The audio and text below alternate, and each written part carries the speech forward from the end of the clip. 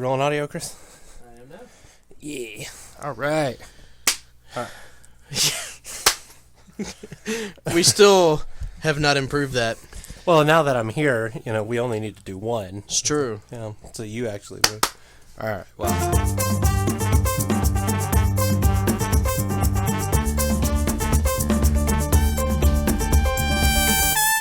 Welcome back to the All Purpose Podcast.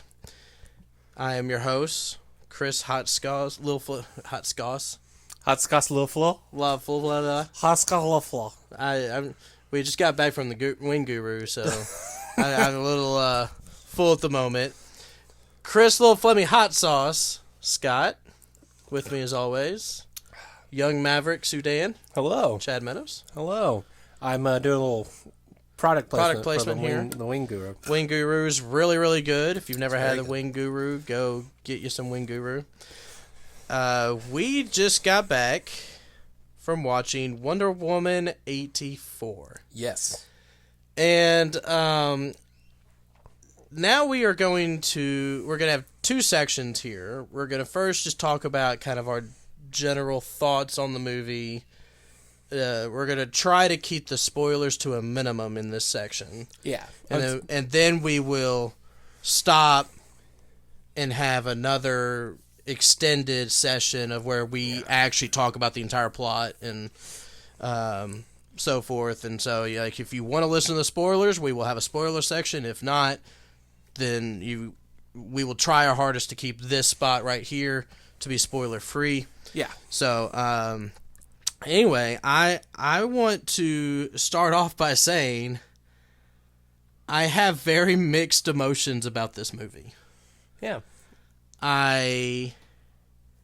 There are some parts of it that I liked, but there is a lot of things I did not like. Yeah. Are you kind of on the same boat there? Or are you kind of... Yeah. Where are you? Okay, so I'm a little mad because you've had somewhat of a chance to talk about your feelings a little bit. Because we decided after the movie we were not going to talk about it until we sat didn't down talk to about it to each other. Yeah. But while I was getting a to-go box at Wing Guru, you and Elizabeth and Brindley had a chance to discuss it. So this is my first time putting words to my feelings. Well, in all honesty, I don't think I said a whole lot when we were talking about it. Okay. Well, so I will agree. This movie had a lot of rough to Yes, it did. There was a lot of stuff that I very much disagree with. And there was stuff that I looked at Elizabeth, I just go, what? Yeah. What? That doesn't make any sense. Exactly. So this isn't a spoiler. I'm just going to straight up say, physics does not exist in this movie. It does not exist. There are so many moments where Wonder Woman would save somebody or do something heroic or use her whip or, something would happen. And I would lean over to Brindley and be like, that person's dead. That person. There's one very specific scene I'm thinking of that I was like, those two people should be dead. Yeah, they're dead. They're not. Her trying to save them, they should be dead. Would have killed them. Yeah. There's no way that would have. There are worked out. multiple times where I'm like, that doesn't even make sense physics-wise. That's not a real thing. So as far as that goes, yes, there's stuff in the movie that, oh boy, is so dumb. Yeah.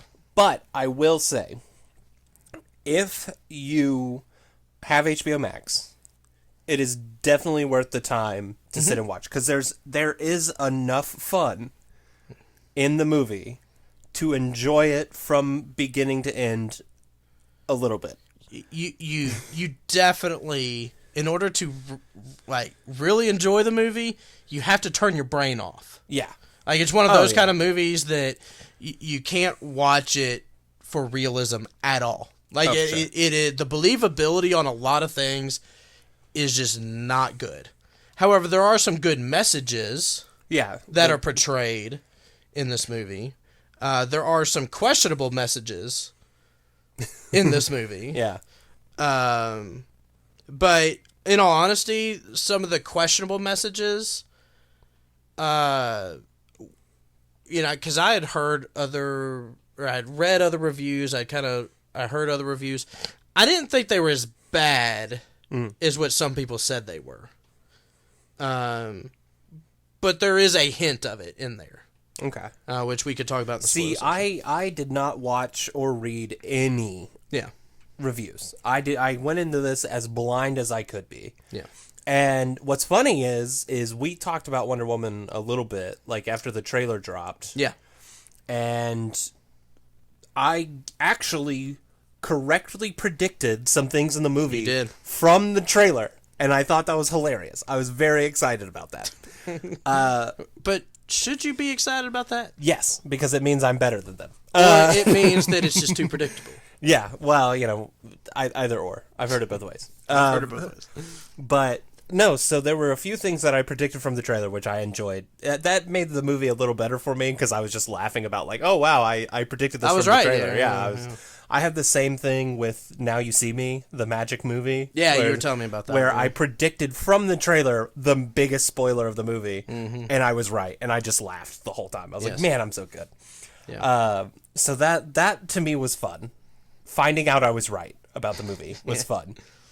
But I will say, as far as characters, as far as villains, as far as things go, I actually enjoyed all of the characters.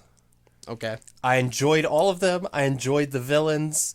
We like to talk about Marvel has a villain problem. We talk about villains a lot and how that can make or break a movie. Yeah. Without spoiling anything, the villains to me were great. My issue was not with the villains themselves, but with how the villains were handled. And I'm talking about their motivations, like their actions, and then the resolution of all of it, to me, was dumb. Yes. And it was so sad. I thought how the movie came to a close, or how the villains were defeated, was terrible. Yeah. Absolutely awful. It was so frustrating to watch. How everything resolves is so bad. Stupid. It's so bad. Which is sad because the characters themselves deserved so much more than that. That I was just like, that to me is awful. And when we get into spoiler territory, I'll tell you more in depth, and I'll actually give you an idea of something that I had in the theater of like, I wish this would have happened instead. Yeah.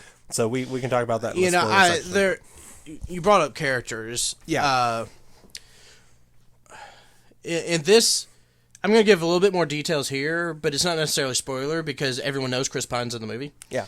I love Chris Pine. I love Gal Gadot. Yeah. I love them together.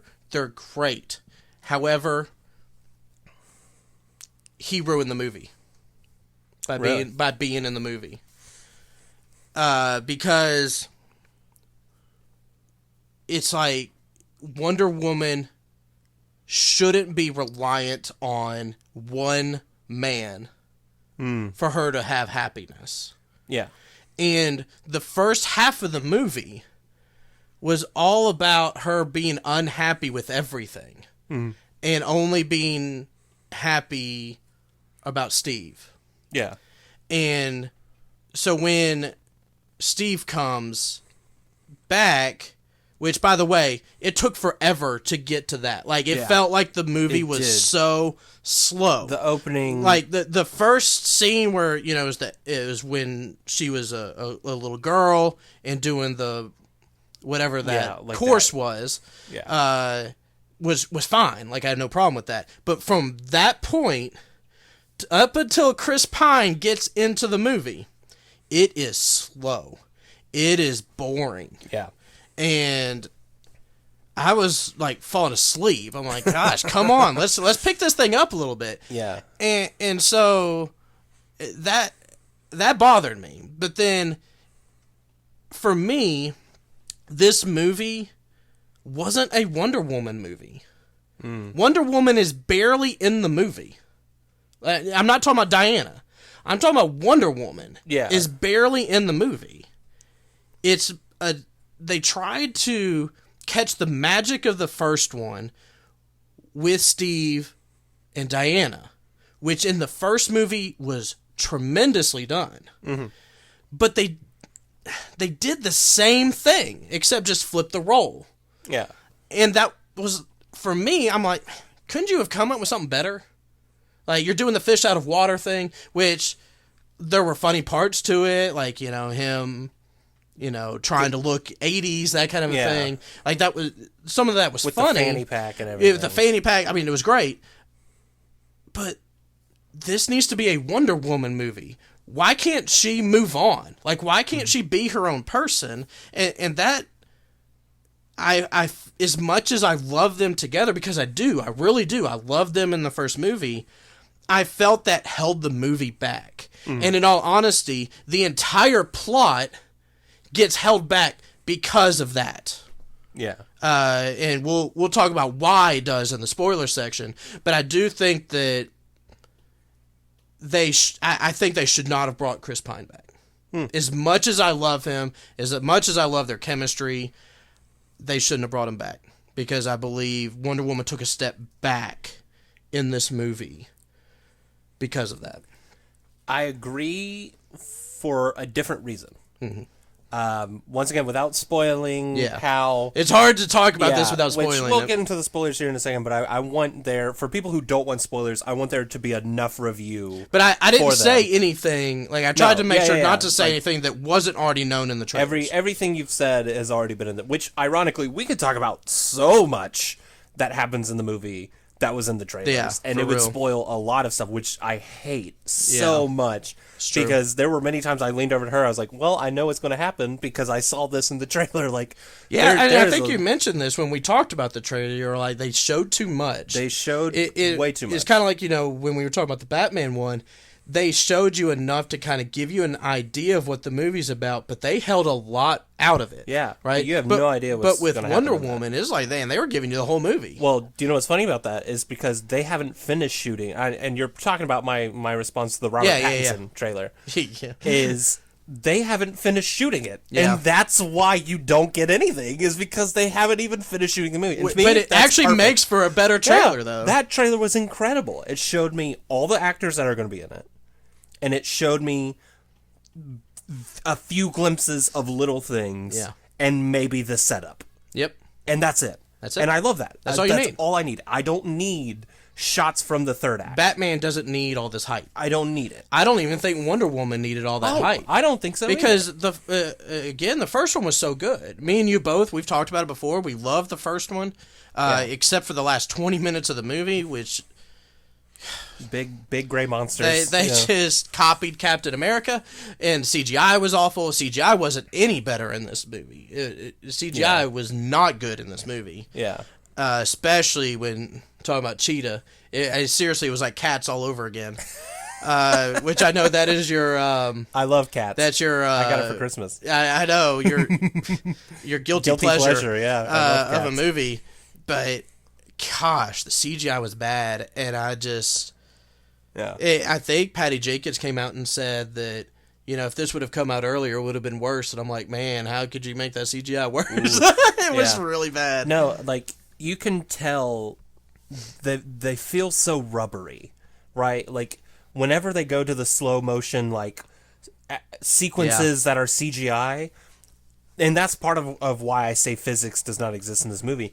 It feels like you're watching rubber people, because they'll hit something, or they'll make contact, like she'll hit the ground, or she'll like collide with another person, and it doesn't look like there's any weight to it. It looks like they just like stick together and kind of bounce around. Like it looks weird. So I will agree the CGI in this was rough. And Brinley even leaned over to me, and she was like, is it just me, or is it even the building CGI? Like, the CGI of the buildings bad. And it's like, that's hard to mess up. It is hard to mess up a building. People have perfected landscape CGI 10 years ago. Yeah. Like, there's so many phenomenal movies that you wouldn't even realize all the settings are CGI. Because buildings and things that are static, you can hardly tell. Yeah, that was another thing, 1984, where this movie was supposed to be set, Yeah. it's like they started out really well with that, showing it was the 80s, showing the outfits, the mall and all that. But then it was like halfway through the movie, they just kind of didn't care about the 1984 part of it. Yeah. It was like... It almost lost its setting. It lost the setting, and like Brenly mentioned, the building of the corporation. Like, that is not a 1980s architecture. That's not a 1980s logo. That could be done at any time in modern. Like, it's more modern. Yeah. And that bothered me, right? That it's like, how can you forget your own setting? You're supposed to be in the 80s. And in the soundtrack, this would have been a perfect opportunity to use 80s music for the soundtrack. Oh, yeah. Kind of like Guardians of the Galaxy. They didn't do that. Like, why didn't you do that? Like, this is a perfect opportunity to do some of that. But no, it was modern. The music was modern. It wasn't... like, you could have had a lot of Bon Jovi going on in here. I would have been, like, cheering you. That would have been You got great. some Living on a Prayer going on? Come on now. But you didn't, and I felt that's a really missed opportunity. I'll agree with you. So, soundtrack's one of those things, and I know this, just one as an avid viewer, but also working in sound, right, for film. And the thing that a lot of people say is, if you can't tell that, like, if you don't recognize that sound and music and things are going on, like, that's good audio, right? It should just feel natural. You shouldn't recognize the music, the sound, like, maybe the music, but like tactile sounds and things like that. Yeah. Good Foley, you don't recognize because it just feels natural and immersive. There was a moment in the movie, and it's not much of a spoiler because it's just a dumb scene, but it follows the scene where Steve is doing the and it's in the trailer, the like dress up montage, right? And it's a comedic scene where they are walking around and he's kind of, like you said, a fish out of water. He's exploring the city for the first time. Yeah. The background music they had for that was so distracting to me because it was like it almost sounded French. Like they weren't even singing words. It was like a chorus, but it was a single female chorus voice where they were singing the same thing over and over. And to me, by the fifth minute of it, I was like, turn this thing, like, stop the music. I cannot listen to this. Repeated chorus one more time. Like, this is so bothering. But there's just, it's little things like that throughout the entirety of the movie that just ruin it. Like, it takes it down from being what could have been a really good sequel to just being this, like, ugh. Like, it's fun, Yeah, I mean, there's some really fun moments. It's fun, but it's not great. It's not good. It also, just going back to the realism and all that, but,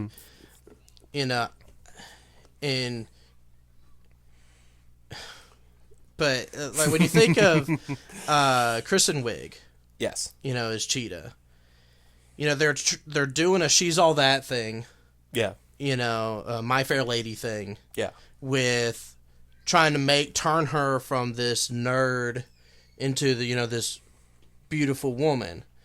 But you're looking at her and you're just going, like, it's not believable that she's just this nerdy person. Yeah, there's not enough of a change. There's no change. She's already got a great body, a great look. She's already got all this. She's just wearing, the big old glasses and just wearing clothes that are 3 times her size. She already looked. You can see right past that. There's nothing that was make it more believable where she was going from this person that nobody would notice, right? Because that's the whole point. Is she's someone that nobody's going to notice. I guarantee you, if she was dressed normal, everybody would have noticed her. Yeah. There's no guy would have ignored her. None of that. And so it just, that bothers me. And of course, Diana looks perfect like the entire movie, right? Yeah. And not just her, but even like the Amazonian women, they're all looking perfect. Brenly was mentioning like they're all like got perfect makeup on and they're all warriors and stuff like this. And you're just like, what Amazonian woman is spending hours putting these fake eyelashes and stuff like that on? And even when they're, I'll give Brenly credit for this because she was the one that mentioned this specifically. But there's this moment where a particular person is fighting, for lack of a better term, and just kind of holding herself together, and it shows her eyes, and everybody's just like beating down on her and this kind of thing, and it sees her eyes. She's got fake eyelashes on. Why is she actually in a war? She's took the time to put these fake eyelashes on. Yeah. That makes no sense to me. Why do all these people have to look perfect? Mm-hmm. There was one scene, and this is in the trailer, where she and Cheetah were fighting. That was the most real that we saw either one of them the entire time. Yeah. That was fine. But like everything else, ain't nobody looking that perfect 24/7. I'm sorry, you just don't. Yeah. Oh, for sure. I will. So before we get into the spoilers section, because I think this is a good. I think there's a good way to transfer it in. I will say for the non-spoiler section that my favorite part was Cheetah. And there's a reason why. Is from the trailer, I thought she was going to be one way. And then she turned out because to be I thought her motivations were going to be, based off the trailer, to me, it just seemed like, well, she's prettier than me and she got everything she ever wanted, and I didn't because I was dumpy. Now I'm going to go after her. And to me, it was like, that's not a good villain motivation, right? And I think we even talked about that. She did say that. She says it, and it's in the trailer, her saying that. Yeah. But that's not her true, genuine motivation. Yeah, they do change that. And I love that. And that's fine. And her actual motivations, is fine. Yeah. But I don't think the way they portrayed it was very good. Well, they didn't portray a lot of the things in this movie very good. Yeah. But I'm just saying... Or they waited till the end to say it, and you're like, oh, it makes sense. Why did you wait 2 hours to show this? Yeah. Oh, yeah. This movie is 2 hours, and I had to look it up. Because it's like 2 hours, 15 minutes or something, right? Let me look it up again. But literally, I looked it up because I thought, when halfway through the movie, I thought, how much more can they do of this? Because that, like, it has to be getting to the end. And it had more. I was like, oh my goodness. So I looked it up in the movie to see how, like, to do the math and see how much longer we had. It's 2 hours and 29 minutes. Oh, wait, that might be the first one. Let me...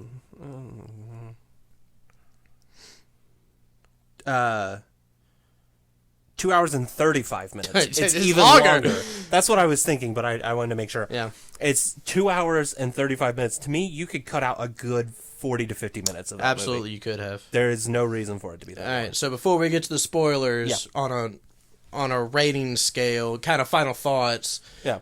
0 to 10, what are you putting it at? 0 out of 10 lassos of truth. I give it I'll give it a 4.5. Man, out of 10. Out of 10. I will give it a 4.5. So it's just below average. Below average. I'm with you. I felt this was average movie. It wasn't the worst movie in the world, but it wasn't great. There were so many problems with it. There were parts that I do like. There are parts I like in this movie. We'll get to it in the spoiler section. But it's like the very, very beginning and the very, very, very, very end, I really liked.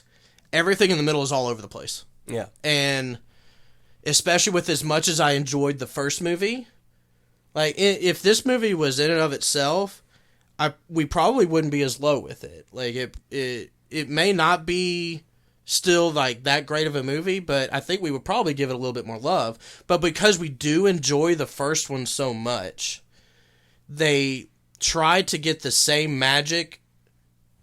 They tried to use the same formula, and it just didn't work. Especially with the Steve and the and the Diana chemistry. Yeah. They tried the same thing, and it just... No, you needed to move on. You needed to put him in the past and move on.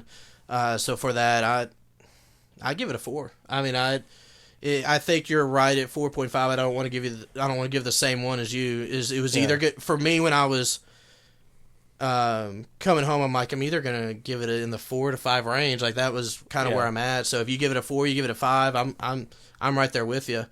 As far as like, do we recommend you go seeing it? Honestly, right now, I recommend you go see every movie right now because just to help the theaters, and because the theaters are hurting, and so I'm one of those kind of people. Like, look, I want the theaters to stay. I want to be able to go see a movie, and so if you're interested in seeing this movie, I wouldn't watch on HBO Max because I want to support the theaters, because I have HBO Max. We could have sat here and watched it, but we wanted to go support the theaters. So I do want to encourage you to go see it, but if you're not interested, you're not missing a lot. I'm just going to tell you that right now. You're not missing a lot. You're not missing a tremendous movie. But if you want to go see a movie, hey, go to theaters and support them. Yeah. Oh, no, I 100%, because here's the bad thing, and this is what's really kind of sad about, and this kind of shows you why I gave it such a low, at 4.5, is...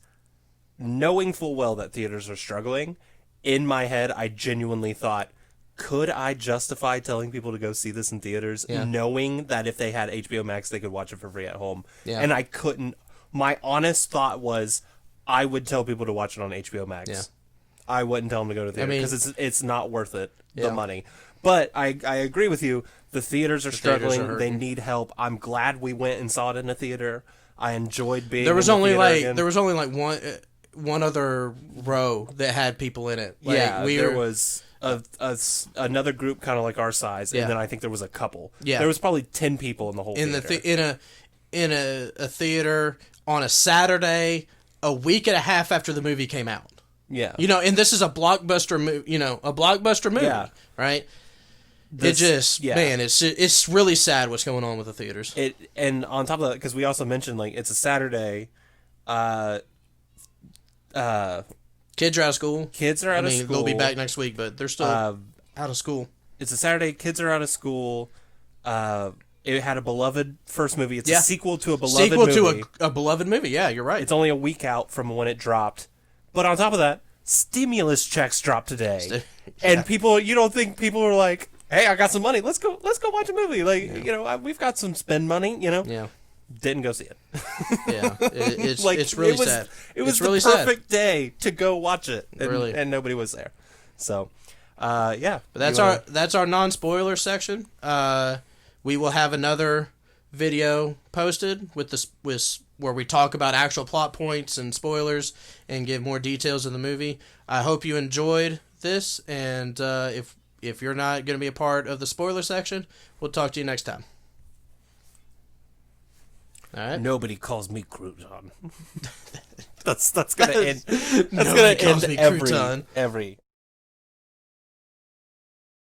I also found it extremely convenient that she had these nice, sexy yoga pants on. Underneath all this crap she has on. Turned into a dress. Yeah, like what the heck? I thought she had a sweatshirt on. Yeah. All right. Welcome back to. This is the Wonder Woman spoiler review. The spoiler section. We are going to talk major spoilers for Wonder Woman 84 because oh boy, do we ever want to talk spoilers right now? Because all right, I got a head start on it. Yeah. So we're talking about Cheetah. If you didn't watch our non-spoiler review, basically we are just out of the theater, not 2 hours ago. Yeah. We are now here. We have not mentioned to each other at all what we were thinking about the movie. Yeah. So the first things we've heard about it from each other was the non-spoiler review. Now we're going to talk spoilers, and this is going to get even more crazy. It's going to get interesting. Because, oh boy, is there a lot of stupid stuff we need to talk about. Yeah, so let's start. Let me start with what I did like. Okay. Let's try to be positive. Yeah, okay. Start off strong. Start with, I did like the message of the movie about this focusing on truth. Yeah. Right? Truth is extremely important. Yeah. Truth isn't necessarily what you think it is all the time. Yeah. Like, she really pushed that message that truth is truth and truth is good. Yeah. Right? Lies lying is not good. Faking stuff isn't good. I think that's a very good message to send. I also did like Pedro Pascal's Lord was his last name, right? Yeah. Lord's at the very end when he realizes that family was the most important thing. And I think that these are both messages that we need in our society today. And family, for him, like, he realized that family was the most important thing. And, as a father, and Elizabeth started crying at this part when he found his son at the very end of the movie and he was sorry and all this kind of stuff, which I thought that part was really good. Like, I really liked it. And, like, unfortunately, like, the rest of the movie got me out of it, so I wasn't emotional about it like Elizabeth was. Like, Elizabeth was crying because she's like, when you think about our kids, our own children, like, I want my children to look at me as a role model, and he was apologizing for being a terrible person and all this kind of stuff to his son, and his son's like, I just love you because you're my dad. And that is a really, really good part. Unfortunately, it's watered down by all the stupidity that happens in the middle of the movie. Yeah. And what happens right before that scene. Yeah. Like, because that scene in of itself, if you take that scene, you put it somewhere else, it's tremendous. Unfortunately, it comes right after the resolution, which I'm sure we'll get to. Oh, man. I'm having to bite my tongue. And the resolution is just terrible. It's so dumb. Absolutely dumb. It's so dumb. Yeah. Cameras don't work that way. All right. So, I really bite my tongue to not talk about the resolution. Yeah. But those are two big things that I liked. Again, as much as I was in the non-spoilers, I was talking about how Chris Pine shouldn't have been in there and stuff like that. Yeah. I did enjoy them together. Like, I do enjoy their chemistry. I think they do well together. And it's nice to see them together. So I did like that part. However, I do feel like it ruined the movie because the entire premise of this movie is wishes. Yeah. And first of all, I'm kind of like, that's kind of stupid to make a superhero movie about wishes. Yeah, about a magical wish-granting device. Like, I thought that was... The entire premise of this movie was stupid for that reason. Like, I feel like, this is just how I feel, you could comment on it, it's like they sat there and were like, okay, how can we bring Chris Pine back? Yeah, it does feel like it's shoehorned in just to bring back Chris Pine. Okay, so we need to bring him back somehow.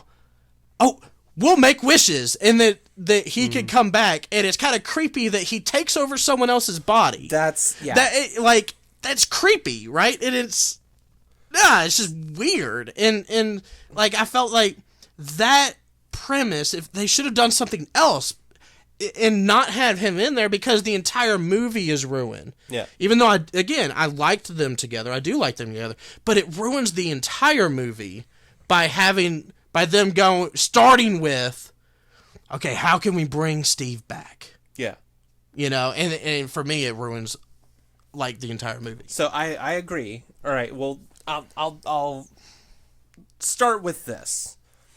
I agree that how they did a lot of the stuff was really stupid. Yeah. I, for one, actually think a lot of the premise for a lot of the characters and a lot of the story is really good. The motivations for them. I think the premise in general is actually a pretty good movie. To me, the execution ruins that movie. There are so many things that, on paper, sounded really interesting to me. Right? Pedro Pascal's villain, to me, is one of the most hilariously ingenious villains. Because I genuinely... Like, when he first started, I was like, this is weird, I don't get it. But halfway through, before they announce what he is, which I know this is the spoiler review. I'll spoil Yeah, it you in a second. yeah. But, there's things about it. My thing that I hated about Steve was 100% the fact that he was somebody else. Yeah. If they would have just brought back Steve, I would have not been as against it. Yeah. But the fact that he literally is possessing somebody else's body the whole time is so creepy and stupid. Because it's like, this is a magical... They didn't have to do that. They didn't. It's a magical wish-granting device. One of the dudes makes a wish, and a giant wall blocks an entire city. It takes over the river that was there. It takes over. It blocks everything. And it's like, yeah, stuff magically appears. You're telling me that Steve can't magically come back as himself? Yeah. That makes no sense from your own logic, because it says that the wishes only have certain limitations. And to me, that doesn't make sense. Yeah, the whole... But going back to the whole wish thing. Yeah. It doesn't make any sense. Yeah. They, in and of themselves, tell you it doesn't make any sense. Yeah. Okay, so... Let me just ask you this. Okay. Out of all the wishes people were making, the movie makes you believe that not one of them was like, you know what? I wish that my kids will have a good life. Or, I wish my mom would be healed from cancer. Or, I wish that that my family is always being provided for. Like, there's not one person in the world that had a wish that wasn't selfish. Yeah. Right? It was every single wish that was made, because it was showing, like, all these people's wishes. They're all like, no, we want nuclear bombs. I want this person dead. I want this guy arrested. I want money. I want fame. Seriously? There's not one person in this world that their wish was, no, you know what? I want this person over here to find success. There's no humility in this world? The only two are Diana, who wished for Steve back. Which, in all honesty, is a very selfish wish, because it wasn't like she wanted him back for his sake. Yeah. She wanted him back for her sake. Yeah. And Pedro Pascal's son. His son, who wished for his dad to be great. Yeah. Like, that's the only good wish we've saw the whole time. Like, that doesn't make any sense to me. Yeah. And I don't... It still wasn't computing that because all these people were making wishes, the entire world was going nuts. Yeah. Like, I don't... Maybe you saw something I didn't, but I was like, how are all the wishes that we're seeing and hearing, how is all of a sudden everybody's nuts? Yeah, nukes are in the air, like, people are attacking each other, everything's on fire. What is like, going on? There's cows in the middle of the street. Do you know what it reminded me of? Is Bruce Almighty. Yeah. Where he just answers yes to everybody's prayer, and at the end of it, everybody's like rioting because everybody hit the lottery, but since they all won, they only got $7. It's like everyone's like rioting and looting. That's what it felt like to me. But here's the thing: the tone of this movie was so catastrophically bad, because I could not tell when it was trying to be a comedy and when it was trying to be a serious, preachy film. Which messes up the messages that I mentioned earlier that were good. Like, it kind of messes that up a little bit. But going back to Steve and him coming back, I will say, I don't think bringing him back in the second movie was a good idea. I agree with you 100%. Yeah, I don't. If they would have given us more time to watch that marinate where Diana is alone and we see her operating on her own, maybe in a third film or a fourth I could film, see that. Bringing Steve back could have been a fun return. Yeah, because it really felt like the best part of the movie was Chris Pine. He's not supposed to be the best part of a Wonder Woman movie. Yeah. And I really would have wished I would have liked to have seen her really trying to move on. Yeah. Like, because the line that she says really just irritates me, where she said, "You are the only joy I've ever had." She tells that to Steve. I'm like, seriously? Yeah. Why is everything revolving around him? No, you are freaking Wonder Woman. Yeah. And Steve is the only thing that has brought you joy in this life. No. No, that's dumb. I would have liked to see her kind of struggle to move on. Maybe instead of setting it in 1984, maybe what they should have done was set it in 1947. Yeah. Or no, this is World War I, not World War II. 1925. You know, maybe, I mean, you could use the Great Depression here, right? You know, in the 30s. You know, have it closer to when Steve died. Because then you could really bring out her struggling to move on. But they didn't do that. Yeah. When does the first one take place? It's like 19... No, World War II or World War I ended in 1918. Okay. So it's around there, 1917, 1918. Yeah. All right. So this is a good 70 years. Yeah. After... Surely after 70 she would find years, some sort of happiness in a literal lifetime. Yeah. She would move on. But here's the thing about the bad thing about that. They didn't do a good enough job setting up that she hadn't moved on. The only situation we get right, because the beginning of the movie opens up with her as Wonder Woman saving people, which I had problems with the opening scene. Not the one where she's little Diana and she's doing the opposite. talking about the mall part. I'm talking about the mall, where she ties up the same 4 dudes 8 times. She does. She does. She does. And she keeps tying up the same guys. And it's I was thinking, it's like, when kind is of the the same scene? thing. I was like, wait a second. Didn't she already tie these people Yeah, up? she would tie them up, and then she would sling them, and then she would tie up a different guy and sling him, and then tie up that guy and sling him, and then go back to the first guy and sling him. It's like, we get it. She's tying people up and slinging them. This scene does not have to be this long. Yeah. Like, to me, yeah, that was the beginning of when I was like, this is going to be a bad movie. And I'd also, in that scene, it kind of brings up another issue that I have. The way that just men in general are portrayed in this movie. It seems like every single man, all they wanted to do is hit on people. Yeah. And I'm like, because every time Diana was walking through somewhere, or when, I can't remember, Barbara, was walking through somewhere when she wasn't nerdy anymore. Yeah.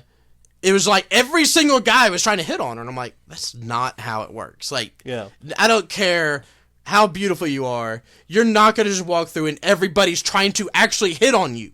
Like, you know. Yeah, they might check her out. But they'll check her out, they turn heads, whatever, but they're not all like, hey, baby, what's going on? Hey, no, that's dumb. Yeah. Like, that, you know, again, a lot of people that I saw complained about just trying how men are portrayed, and yeah, I don't think it was bad as what a lot of people were saying it was, but it wasn't good either. Like, it did irritate me some, because think about it, in the mall scene, right? Who was the woman at the that was working in the store, or the owner of the store? She had a black market business in the back of the store. I didn't see Wonder Woman going in there going, why do you have all these stolen goods in the back of your store? Yeah. Right? Or the teenage girls that were shoplifting. I didn't see her go, like, Stop the teenage girls. Like, yeah. It was you know. like, it felt like she was just policing, like, the men. Yeah, like, it felt a little bit like she was just policing the men. What's fun going to the black market store, I thought we were going to get a reveal that Pedro Pascal was the one who orchestrated the heist, right? Yeah. That he was the one because he was trying to get this, like, wish-granting device. That would have made it a about. little bit more sense. We never got that reveal. Didn't and get to me, it's like, how does Pedro Pascal even know about it? He's a low-life con man. Yeah. How does he even know about it? Yeah. And 2, like, they just happened to be heisting, and they didn't even grab it. They grabbed everything else, and the camera even zooms in on it, and that's all you see. It's like, we don't even see the people grabbing that heist. Yeah. This is the worst heist in history, by It the way. was pretty bad. 2 guys walk into a store unmasked, say, Well, don't even pull guns. COVID wasn't around then, man. Well, they still had to cover their identities. They literally walked in, didn't even pull a gun, showed them a gun, said, don't think about it, and the cop went, all right, no, I'm not even going to do anything. He literally had his hand on his gun. It was like, you realize they don't even have their gun out. You could have just been like, oh, wait, No, you don't think about it. Pulls his gun, throws it down. They go in the back. They steal a bunch of stuff. The cop could have easily picked up his gun and gotten them while they were in the other room. He doesn't. Because it looked like it was a room that had one in, one out. Yeah. So they get all this stuff. They leave. They walk outside of the jewelry store where they had two other guys who were like the lookouts. They immediately hand both of them the bags in front of the store. Yeah. Not even like a sneaky, like, set it down, I'll set it down here, then you come pick it up. They're literally like, take this. Everybody knows you're now associated with that crime. Like, that is not a hidden crime anymore. Right? And then they all run away and end up in the exact same spot. They do. It's like, what They is go in this opposite heist? directions, and then all of a sudden they're right there. This is literally the worst heist in the and history then the of guy heist freaks movies. out, takes a girl, puts her like, and even the criminals are like, "What are you doing? What are you doing?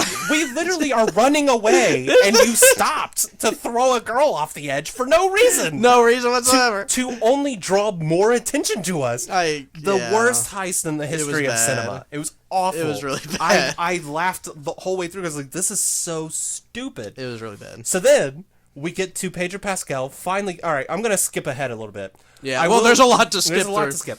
I will say, like I said in the non-spoiler version, I liked the motivation, right? Because we find out it's a wish-granting device. I thought that was stupid how we found out, where it felt awkward. A lot of the lines felt improvised. Like, they didn't feel like they were planned. Yeah. Like, this creepy... They're talking about, like, oh, it's supposedly like a wish-granting thing, and the guy walks by and goes, huh, I wish I had a coffee. Yeah. And he walks off, I was like, what a creepy dude. What a really weird, creepy dude who just... Oh, and he wasn't in the conversation at all. And we don't see him again the rest of the... Literally, he just walks in and goes, huh, I wish I had a coffee, making a joke. It's like, if I was Diana, I would have looked at him and been like, who are you? Get out of here. What's wrong with you, you creep? He walks away. A guy walks in and goes, hey, I bought an extra coffee. Anybody want one? He's like, I'll take it. Yeah. Like, and that to me was the stupidest introduction of a wish-granting device I've ever seen. Yeah. But I did think it was clever. She's like, they're joking about, oh, like, would you even know what you would wish for? Mm-hmm. And she thinks about it, and she doesn't say what it is. She doesn't say it, yeah. But she thinks about it, and then the little, like, wish dust happens where her hair flies back a little bit. The wind in that movie was ridiculous. We'll get to that here in a minute. The wish granting wind. Yeah. Tornado that happens at the end of the Dutch movie. Bakery. The Dutch Bakery, granting winds happens, and it's only assumed that she wished for Steve, right? Yeah. And we think that. Like, that's what I immediately was like. Especially since everybody knew Chris Pine was going to be in it. Which I said before the movie even came out, I said the only way Steve makes sense in this movie and would be interesting is if the guy granting wishes, Pedro Pascal, is the one who brought back Steve, and she has to give him up to do the mission. Which is that's exactly 100% what happened, and I really enjoyed that. I called that. Which that part is fine. Like it's good. It's good. Like, that was on paper. It's good storytelling. That right there was a pretty good scene. I will say that scene itself where she has to give him up, horribly lame. Where she's like laying against the post, and they're in the middle of the street, and there's like people. Yeah, that's like. There's cops with riot shields running around, and then if you notice in the background, there's one guy dressed as an army soldier. I saw that. It's like, what's that guy doing? Where did that? It's the National Guard, but there's only one of them. There's only one of them. He's on the radio. He's like, I don't think I'm supposed to be here. I think I got lost somewhere. Literally, like, there's so much of it. I'm like, what is even happening in this movie anymore? To me, that scene was really dumb. Yeah. Where she kisses him and she goes, I recant my wish, and she leaves. I thought that was really stupid.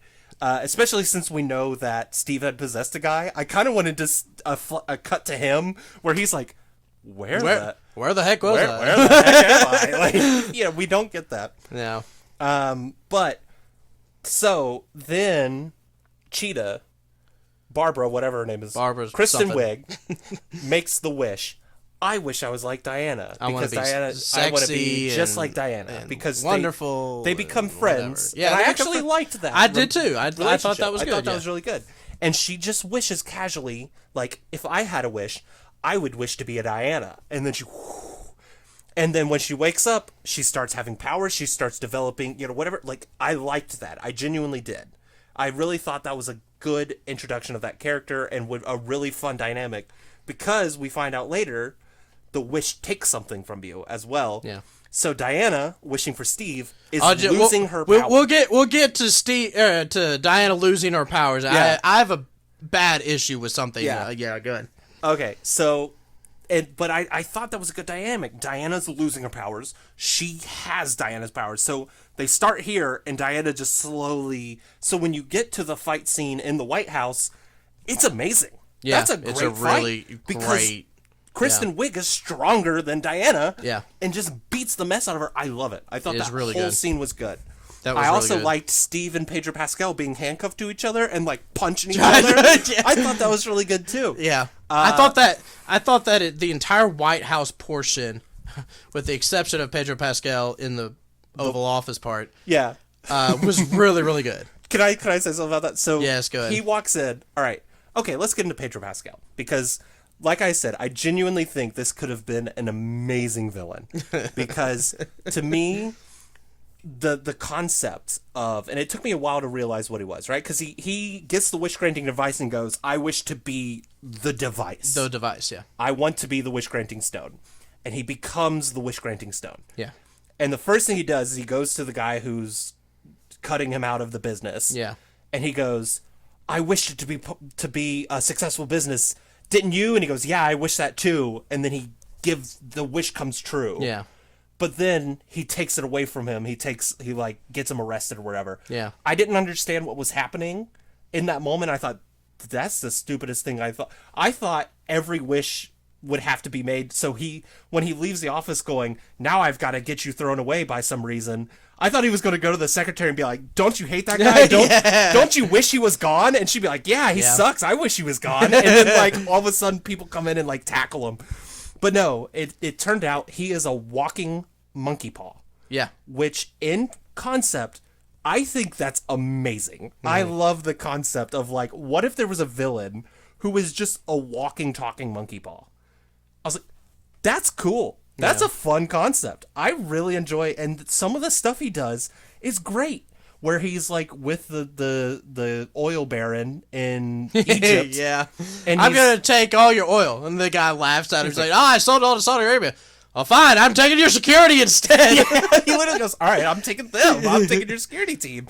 And they immediately follow him. The one that killed me was when he walked into the Oval Office and goes, "What do you want, President?" And he goes, "I want all the nukes in the world." Oh, my And he gosh. goes, first off, he should have looked at him and been like, "What an idiot." Yeah. But secondly, he goes, "Okay, granted.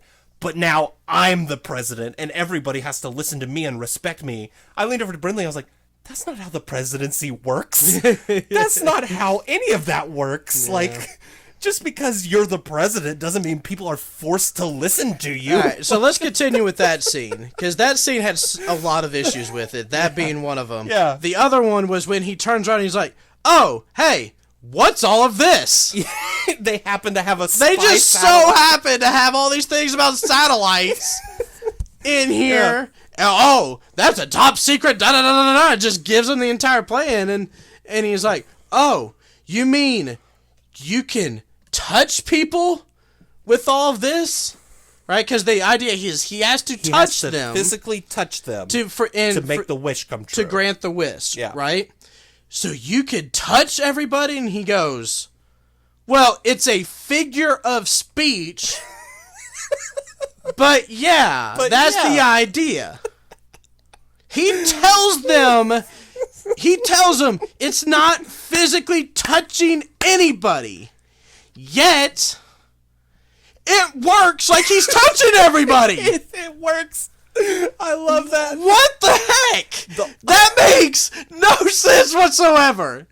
Yeah. None. The only thing I can counter that with is There's no counter to that. No. The only thing I can counter that with, and I think it's hilarious, because once again, walking monkey paw, I think is a hilarious concept, is when he goes up to the camera that's going to broadcast him to the world, and the guy who's setting it up for him, he touches him and goes, "Man, don't you wish this works?" He goes, "Yeah." And he goes, and it just all starts working magically.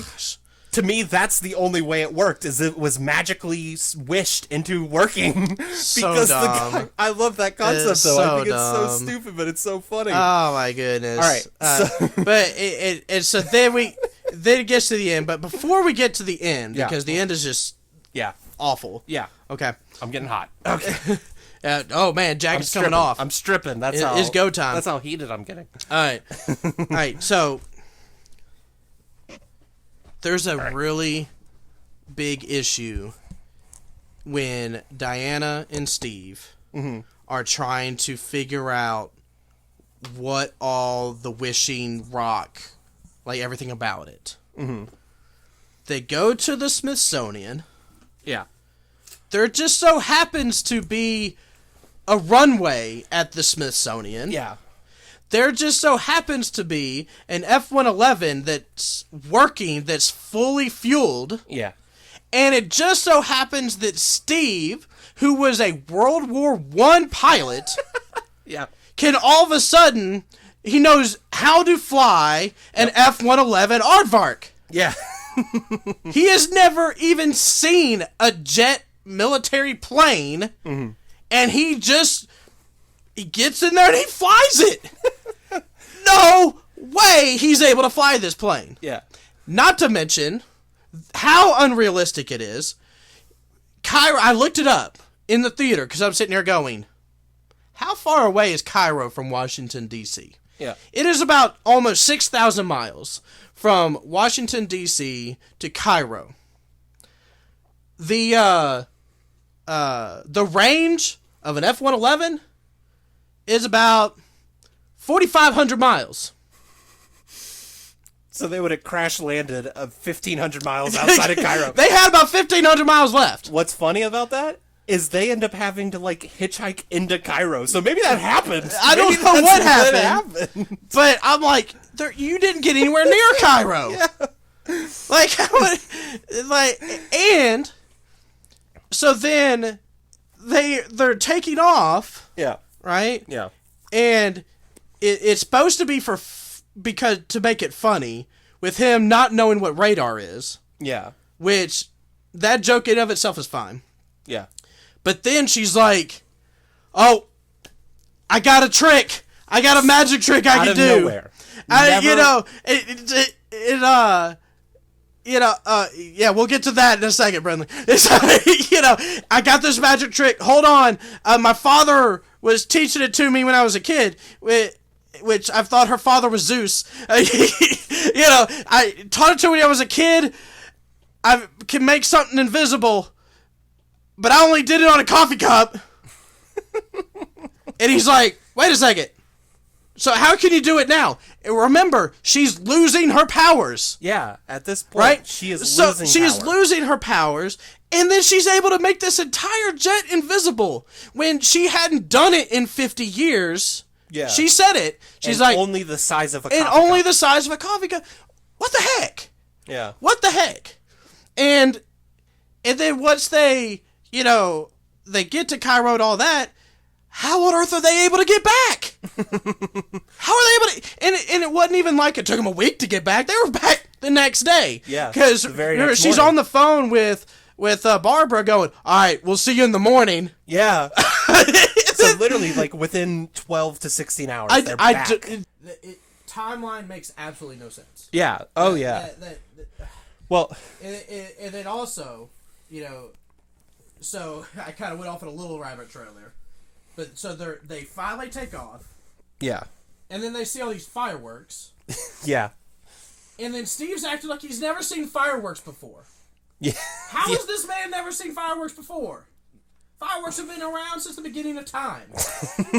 Yeah. For centuries. And for someone that got blown up in a plane, he then flies into said fireworks. Yeah. Like, I get that in the movie he says that he doesn't remember anything after he took the plane up. Yeah. But he knew he died because it blew up. Yeah. No, Brindley leaned over to me during that scene and goes, "Does this man not have PTSD? Like, what is what's happening?" How is he okay with flying this jet that he magically knows how to fly into fireworks? So going back to the Smithsonian, right? Yeah, go back to I told you, I'm about to one-up you big time. I cannot wait for this. How dumb that Smithsonian scene is. They take off, and there's, like you said, there's A magical conveniently, runway. a magical runway at the Smithsonian for working planes. That makes no sense. Also makes no sense. Not only that, as soon as they start, there is a tower, an airport tower, control tower, and two guys go, we've got a plane on the runway. And the guy's like, that's impossible. It's like, is it really impossible? You work in an airplane control tower in the Smithsonian. Do you never get planes? Is that a thing? Well, they don't because there isn't one. But on top of this is where it gets even stupid, right? We've already made fun of Diana magically being able to turn stuff invisible, which we've never heard about until this scene. Even if it is a comic book power, they should have mentioned it earlier in the movie. They should have. But they should have set that up. They should have set that up, but they didn't. But even worse, right? She tells Steve, oh, there's radar. They'll be able to see you. And it's this joke. Oh, radar? What? Huh? Well, then she turns the plane invisible. They take off. It turns invisible on the radar. Even the people in the control room tower are like, well, the plane's gone. I lean over to Brindley and go, that's not how radar works. Yeah. Radar doesn't see you. Yeah. It bounces off you. Yeah. That plane's still there. It's making noise. You can hear the jets. Even if you can see the cloud smoke separate. It would bounce off. It would still right? The get plane you on itself. Radar. That's not how radar works. That's not how radar works. I literally leaned over to Brinley. I was like, that's not how that works at all. What in the world? That's so stupid. Yeah. I will say, so we never, after they fly off and they get to Cairo, we never see the invisible plane again. Never do. Where Ironically. what happened to it? They probably couldn't find it. They probably left it in Cairo. I wanted a post-credit scene where there's like a dude with some like llamas or like a camel, and they run into a plane, and it runs into the plane. That would have been funny. That would have been hilarious. Where it's like some dude driving a motorcycle and he just splats into the plane. That would have been amazing. And someone's just like knocking on it or whatever. Yeah. That would have been funny. I wanted that, but that never happened. That would have been great. Yeah, that would have been great. So Smithsonian Sea's so stupid, right? They somehow get back. Yeah. They learn that it's a monkey's paw. Yeah. From when they learn it's a monkey's paw till the White House, I think all that's pretty good. I'm not mad at it. We have Diana give the weird exposition about the super armor, which we talked about. I wasn't mad at the introduction of the super armor.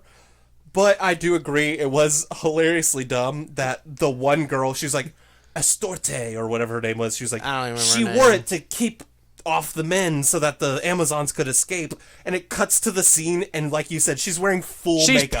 Got perfect makeup on. She's literally being attacked by 1,000 men, beating her down. Asteria, yeah, that's right. Thank you, producer Brindley. Asteria they're beating her down with clubs and sticks, and she's shielding them with the wings. Which is she fine. still has perfect makeup. That's the part that's just like, what? This is ancient Rome as well. Like, what are you even talking about? Yeah. So all of that was kind of dumb. All right, but then we get to the White House. The White House scene. After Pedro Pascal after that part learns about the really magic stuff. The confrontation between her and Cheetah was really good. Was really good. That was really well done. Because I felt that was like the realest part of the entire movie. Yeah. And so that scene of itself, like you said, Cheetah's more powerful. Diana's been losing her powers. That it really worked there. Yeah. And with Steve and Lord fighting with their handcuffed to each other. That was really good, really well done. Because he was like, "I just learned this move." Yeah, I thought that was really, really good how they did that. Yeah, and then it starts going downhill from there. Yeah. Oh, I forgot. It skipped me. I forgot to mention this. The convoy scene. After Pedro Pascal, when they're in Cairo and they're tracking down Pedro Pascal. There's really bad. There's the convoy scene where Diana is outrunning the convoy, which the CGI for that looks so hokey. I almost died laughing. It was awesome. When she gets out of the car running and is side by side with the car and then outruns the car. It's like, why did you even have the car in the first place? If you can They literally just paid this guy, give us this car, here's this money. And he's like, okay. Why did you do that when you can outrun... Because Steve is with her. You can outrun the car. Like, why? But anyways, so there's that. They get through the fight. They're she gets shot, which at the time we didn't know she was losing her powers yet. But I told Brinley, well, you kind of did because she couldn't open the lock. The lock. That's fair. Yeah, that's a good point. But she's starting to lose her powers. She gets shot and wounded, which I just thought was an armor issue. And I told Brinley, I was like, that's the worst armor in the world. Her whole back's exposed. If you just shot her in the back, you'd kill her. Like, that's so terrible. Well, I mean, she can't move if she's got full body armor. She can't breathe in the armor she has. But, also true. Yeah. But I thought that was really stupid. But the worst of it. Well, I think I know where you're going. Yeah. Before we get to that. Okay. The fact when there's a bullet that shoots to Steve, she lassos, catches the bullet. Yeah. What? Yeah. Oh my gosh. That is only trumped slightly by what happens the later. convoy is going. They're in fighting. They've been shooting at each other, whatever. Diana's fighting her way through the convoy. Up ahead, they see there are children playing in the street. When this convoy's coming and nobody's paying attention. Nobody's stopping them. None of the adults who are on the side of the road They're are just going, right there. It's not like the adults were inside. Yeah. They were standing right there. Nobody's like, cars, move. Kids are playing in the street. Diana sees this, and she needs help to get to the kids before the convoy does. Steve shoots a rocket. Somehow he knows how to shoot off this rocket in a tank Apparently, that he's never seen before. He finds a rocket out of nowhere. Because if you recall, World War I, they didn't have a lot of tanks in World War I. Yeah. Not to mention he was a pilot. Yeah, he wasn't a driver. How on earth does he even know how to work one of these things? Yeah, he didn't. Again, like, the jet was bad enough. Yeah. I doubt he had ever been in a tank. So how on earth did he know where to find... Because this tank was in Saudi Arabia or something, or Egypt or something. It was in Egypt, yeah, Cairo. And so, how does he know how to read Arabic? How does he know exactly how to fire this thing? Yeah. So he fires this rocket. She lassos onto the rocket and rides it in front of the convoy, and then throws it away. Which, one, that's not how physics works. But anyways, she throws it away. Yeah, you keep going. Lassos another thing, swings in to scoop the children, right? And once again, it goes back to one of those rubbery CGIs where she slow-mo grabs these children. At that velocity, using one arm to scoop up these kids, she would have cut those kids in half with her arm. Yeah. She would have sliced through those kids because she is going at like 100 miles an hour. That's the swinging through that the air. right there isn't as much of what I have a problem with because I do. There is with superhero movies that happens all the time. But that's the thing is it's always wrong. Okay. But what was worse was she's still riding. Yeah. That. Oh no, this is also bad. Yeah. Right. She loses the lasso. And then falls down to the ground and is tumbling, crushing the children. She's tumbling. As she is. God, and they're perfectly fine. How are they not dead? How are they not dead? And I said, "Those kids are dead." There's no way. And the very next thing that happens, because remember, she loses the lasso. She lets go. She has to let go of the lasso because she loses her power. She gets up. She has the lasso on her belt. I didn't even notice that. How? What? I didn't even notice that. I thought the lasso was long gone. It's still hanging from the pole. But there it is, right here on your belt. Oh, man. I didn't even realize that. I was too busy going, those kids are dead. Oh, my goodness. Those kids that died. was bad. Those kids died thrice in that scene. They really did. She cut them in half with her arm and then smashed them into the ground. And then she's like, this is our little secret. Oh, the secret that nobody's dead? Like, what secret are you trying to talk? Yeah. What secret are you trying to keep here? Oh, my goodness. That convoy scene was so dumb. And it was, had the potential of being a tremendous scene. It did. It really did. It just, and there were parts of it that were fine. Like when she's in between the... Yeah, and she's pushing the cars with her legs. And then... and, man, that could have been such an incredible moment when she was under it. and then she pushes it up, and then she jumps over it. Like, that could have been, like, just an incredible scene, but the CGI is just so bad. Yeah. It messes that scene up, and, that convoy scene had so many issues with it. Yeah. Oh, that convoy scene's hilarious. It is very When she funny. comes in and scoops the kids, though, I lost it. I was Yeah. like, those kids are dead. Oh, my There is no goodness. saving those kids. So they move on, right? We've already talked about the White House scene. All right, let's get to the resolution. We get to the resolution. Let's get to the resolution. Right? She learns how to fly, first off. So she gives up Steve to get her powers back. And she magically learns how to fly. She magically learns how to fly because of a comment Steve made earlier in the movie. Doesn't make any sense. It was stupid, but whatever. And then she learns how to lasso lightning. Also makes no dumb. sense. Comes out of nowhere, right? But anyways, she does that to get to her apartment. She is in D.C. Why does she need to do that? Why does she need to fly to her apartment? Her and Steve got from the apartment to the White House without even so much as, like, driving. Yeah. They got there in no time, and now she needs to learn how to fly to get back to her apartment to get this power armor. You? It's so stupid. So anyways, they get out there. Here's the biggest thing, and this is where I have to laugh at Cheetah, because, like I said, Cheetah's the best part of this movie for me.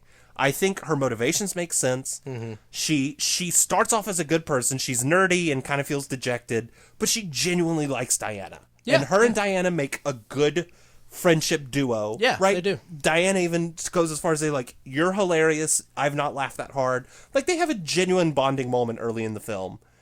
And then she gets this power. She likes the power. She doesn't want to give up the power. Yeah. So then she leaves Diana to side with Pedro Pascal because she wants to maintain her Yeah. power. And I like that. And I could understand that. I think I that's could understand good. that. All right, that makes sense.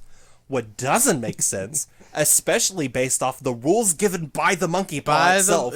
You can only have one wish. Well, not just that. After your wish, right, Pedro Pascal can take things from people from their wish. So if you wished for $1 million, he can go, here's $1 million, but then he can take something you own as compensation, right? And so his stuff makes sense because he starts taking, like, I'm going to take their organs, I'm going to take their strength, I'm going to take their whatever, and he becomes powerful, and I'm like, that makes sense. She becomes a physical cheetah lady, an actual human cheetah, and immediately my question was, who in the world was that Pedro Pascal could take that away from them and give it to her? Because the rules stipulate that first had to be somebody else's. So you're telling me in the world of Wonder Woman, there was already a full-bodied cheetah woman that Pedro that made The furries exist. that made a wish, and Pedro Pascal went, you know what? I'll take your cheetah body and give it to her.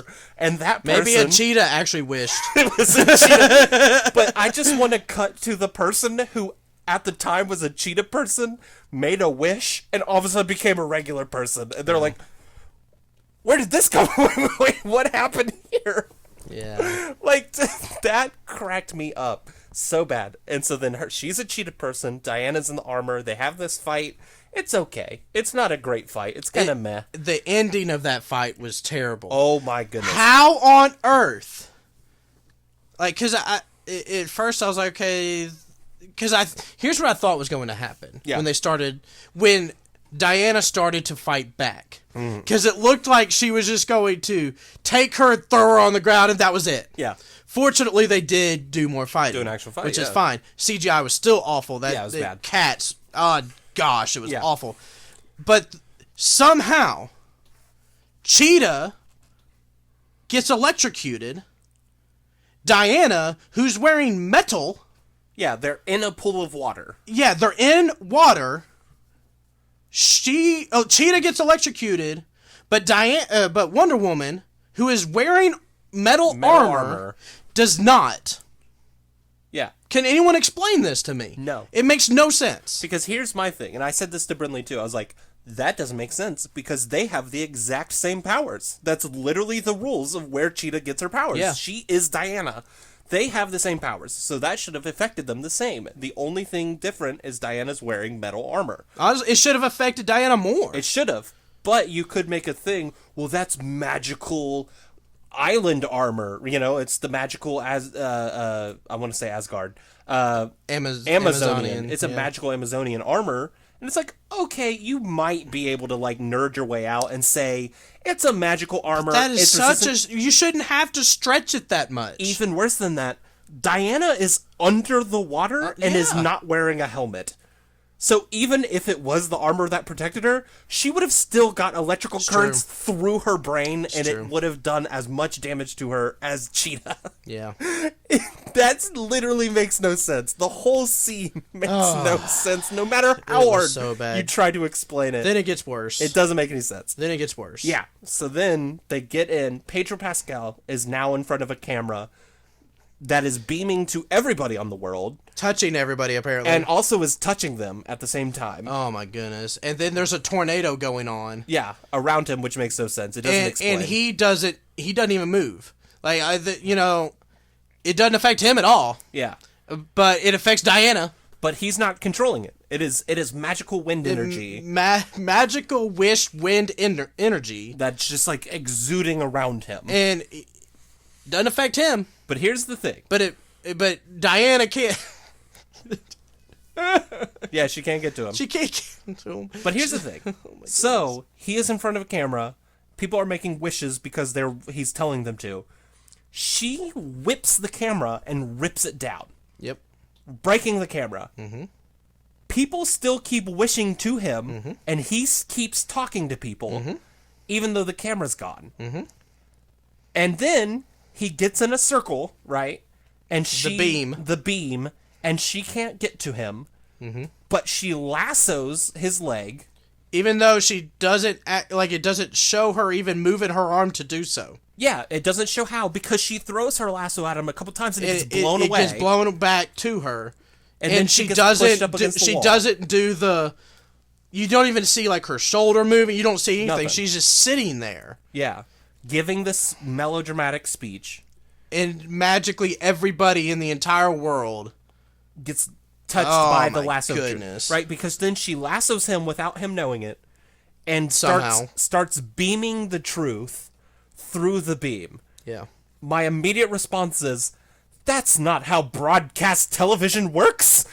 As soon as the camera broke, everything was severed. The connection to everybody The beam was the severed. connection, apparently. But that's the thing is, that's not how broadcast television works.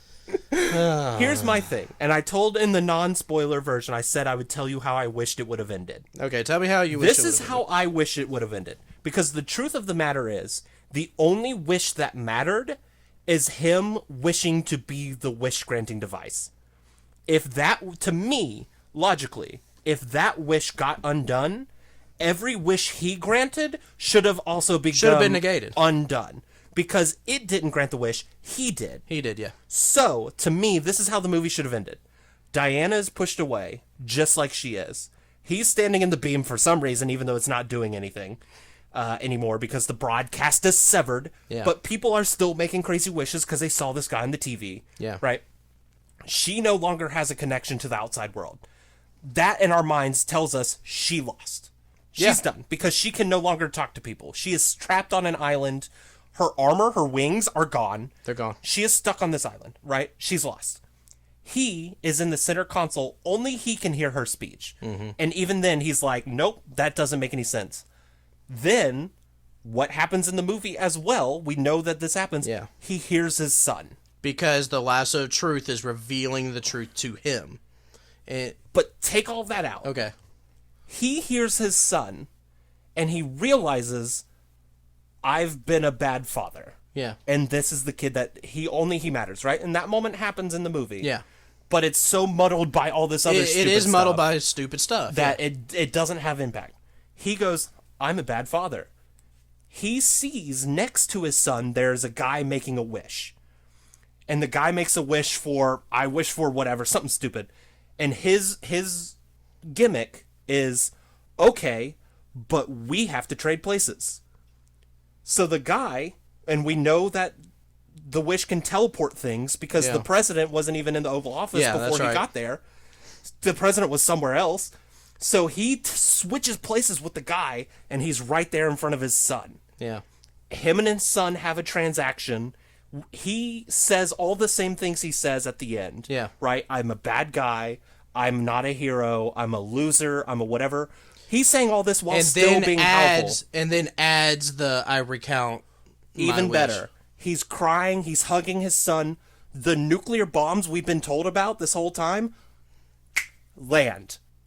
We see missiles start going off. Okay. He is now about to be blown up with his son, and he's crying, and we see these explosions come for him, and then he says it. Okay, that I makes sense. recant my wish. That makes sense. All of it, Gone. undone. It's gone, yeah. It's all gone. Yeah. He wakes up. I would much rather see that what you're describing than what we got. Yeah.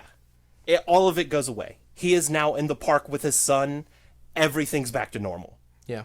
And that's the end of his arc.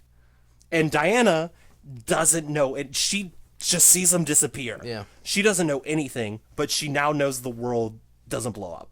So she's just like, guess I won? I don't know. Because to me, she doesn't deserve that victory. No. Because the movie tried to have its cake and eat it too. It tried to have all these interesting characters and have these like weird arcs with the kid and the dad and all this.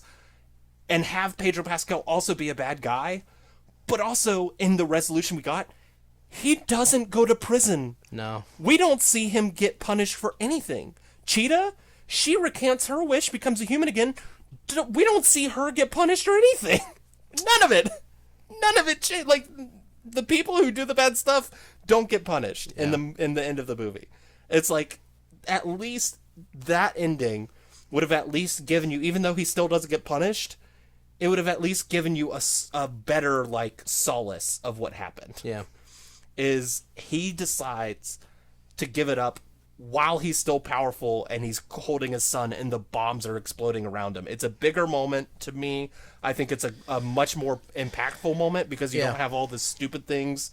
And to me, his speech at the end to his son kind of felt a little lackluster because he had already lost his power. And I know he gave it up, but he's still saying it powerless. If he would have been saying it as the all-powerful, wish-granting guy he was, it would have, to me, had more power to it. Had more weight to it. Yeah.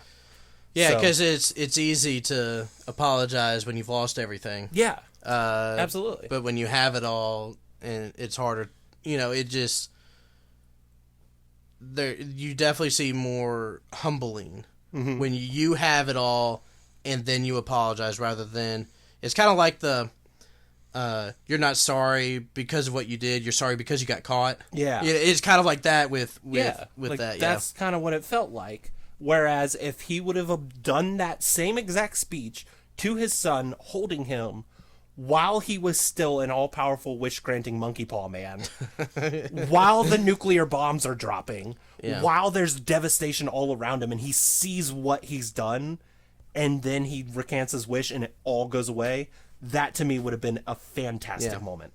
I would have loved that. I would have much rather him be the cause of everything getting fixed rather than this speech by Diana that Wasn't even a good speech. wasn't even that great of a speech and everybody just magically going, no, I recant my wish. Because remember, this is all under the assumption that nobody made an unselfish wish. Yeah. Right? Everything in this movie revolves around everybody being 100% selfish. Yeah. Which is just not true. There's going to be people that wished good for someone else, wished for a family member, that were good wishes. You mean to tell me if I wish good for you, I'm going to sit here and go, no, I'm recanting that. Sorry. Yeah. No, that's where there's just a big old, that's stupid. Yeah. Yeah. Whereas if it was him, alone, everybody's wish, that would have made a lot would more have made sense. more sense. And it would have made for a better movie. it would have. Well, now I wish. So you know how they had the one couple who were arguing and goes, "Well, I wish you were dead," and then she immediately has a heart attack and dies. what if they added on the back end of that, where he's like crying, he's like, I recant my wish, and she comes back to life. They go to another guy who's like hugging their mom. It's like, your cancer's gone, and then the wish gets unremitted, and, she like, just dies. flop down dead. Yeah. It's like, oh no. Yeah. Like, that would have been hilariously awful to just have to watch this guy be like, sorry, Mom. Sorry, I Mom. recant my wish, and they're just like, oh, and they fall down dead. Oh, goodness. Like, oh man. Yeah. To me, like, I wish I wish all of it would have been undone by him. I completely agree with you. The fact that everybody, because ironically, we talked about how the kid made an unselfish wish. He wished for Pedro Pascal to have greatness. We never hear the kid recant his wish. No, he don't. And all we know about the kid is he loves his dad. Why would he do that in the middle of him crying out for his dad? Why would he go, I recant my wish of my dad being a great man? So even by the movie's own logic, it still fails. It's a paradox. The movie itself has ruined itself with its own logic. I didn't even think about that. Exactly. Exactly. The kid single-handedly destroys the universe. Yeah. Because everybody had to recant. That was the whole point. That was the whole point, Diane said everybody has to recant. Yeah. That kid does not recant that wish. I guarantee you. Why would he? Why would he? He's crying for his father, and his wish was that his father would have greatness. Why would he, when he needs his father most, go, I recant my wish that my father be great. Also, Daddy, please come here. I'm sad. It makes no sense. The movie is a big old turd. It is the biggest old turd. It's just such a disappointment because so we've sad. talked about, we mentioned it already a few times, how much we do love the first movie. Yeah. I really like the first one. I really like the first one, and this is just it craps on itself. Like, it really does. And it does. It's Whoever so wrote it. frustrating, and it's like, you know, it kind of makes you, you know, we praise Patty Jenkins, right, the director, Yeah. so much for the first movie, and then you're like, you know, about this movie, and then you're like, oh, now she's also doing a Star Wars movie? Oh, man. Well, here's the thing, is I don't know who wrote it. Because all of this actually falls down on who wrote the movie, right? Unless they did improvise lines and stuff, which I feel like they did some improvisation, but they didn't improvise plot. Like, all of this comes down to whoever wrote the movie. And I'm going to look them up, and I'm not going to say them out loud, but I'm just curious, because whoever it did started the movie off on a bet. Oh, never mind. Story by Patty Jenkins. Screenplay by Patty Jenkins. It is 100% Patty Jenkins' fault. So that's our review. That's our spoiler section. Thank you so much for hanging out with us as we reviewed Wonder Woman 84. Please comment, subscribe, let us know what you think. Or are we right in our criticisms? Are we wrong? Or, you know, if you enjoy the movie, great. Like, I want everyone to enjoy movies, right? There are movies that I love that nobody else does, and I'm sure Chad has the same thing. So reach out to us. You can reach out to him on Twitter. He's at young_Sudan. Yep. I'm at CWScott2006. Shoot us an email at allpurposepodcastofficial@gmail.com. And we hope you had a wonderful new year, wonderful holiday season, and we'll be back to our regular podcasting. Hopefully. Yeah. Hopefully we'll keep this up. Yeah. But we love you. Thank you. Reach out to us. We'll see you later. Nobody calls me Oh man, we need a new quote. All right, and cut. Yeah.